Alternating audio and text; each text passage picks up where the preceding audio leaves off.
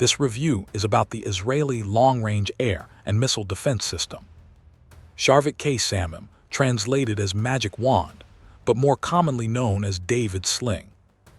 The David Sling air and missile defense system is a joint development by the Israeli company Rafael Advanced Defense Systems and the American company Raytheon. To clarify for those who say that David Sling, like Iron Dome, is solely a missile defense system. No, Rafael itself states that it is a system capable of engaging and intercepting any airborne targets. Enemy aircraft, drones, ballistic missiles, medium and long-range missiles, and cruise missiles. David Sling can engage targets at ranges from 40 km to 300 km. There are two key aspects to understand. First, David Sling is another component in Israel's comprehensive missile defense system, complementing Iron Dome and Arrow. Second, David Sling's missiles can engage targets at 3 times the range of Iron Dome. Reviews of both Iron Dome and Arrow are available on the channel. For a complete picture, I recommend watching them if you haven't already. Links are in the description. Those who think that only Iron Dome intercepts everything in Israel should understand that Israel's air and missile defense system is far broader than just Iron Dome. And even these 3 systems are not the full extent of Israel's capabilities. The name David Sling, as some sources note, comes from the well-known story of David and Goliath.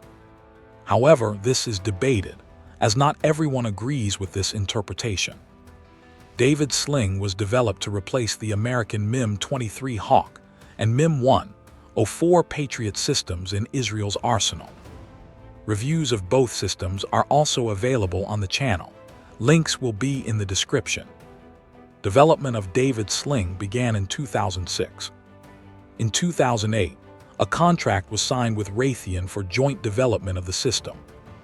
In 2012, Israel successfully tested the Stunner interceptor missile used by David Sling.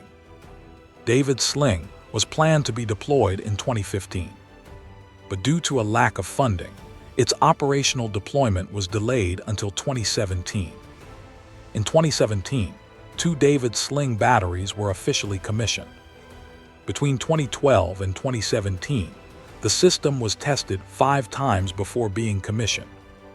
Interestingly, around 2015, Israel requested $250 million from the U.S. to refine David Sling. However, it didn't receive the full amount, which led to the delay in operational deployment to finalize the system. Overall, from development to commissioning, the U.S. provided approximately $2 billion for David Sling, according to various estimates. For context, 2 David Sling batteries are sufficient to cover the entire territory of Israel. Thus, the initial plan was to develop and commission exactly 2 batteries.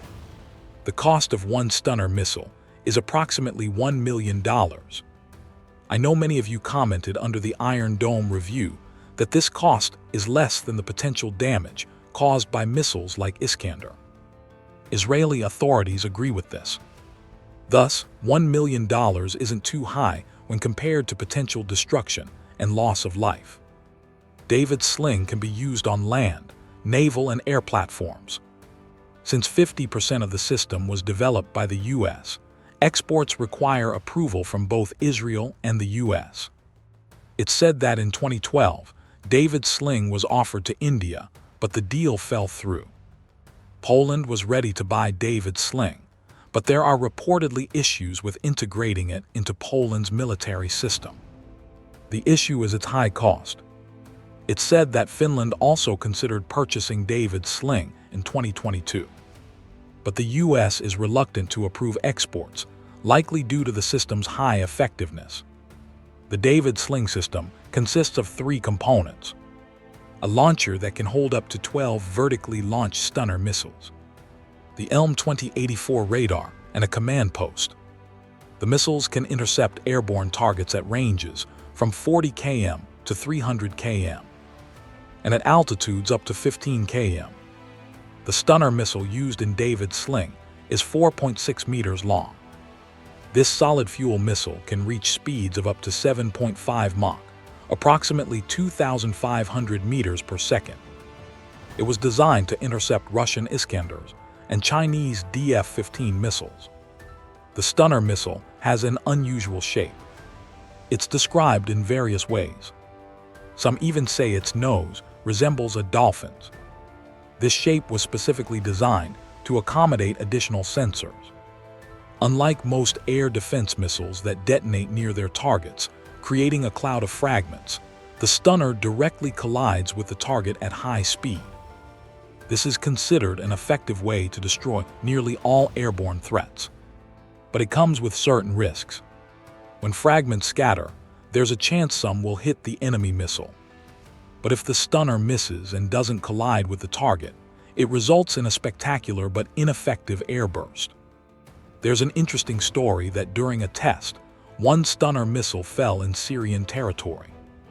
It was later retrieved by Syrians and handed over to Russia for study.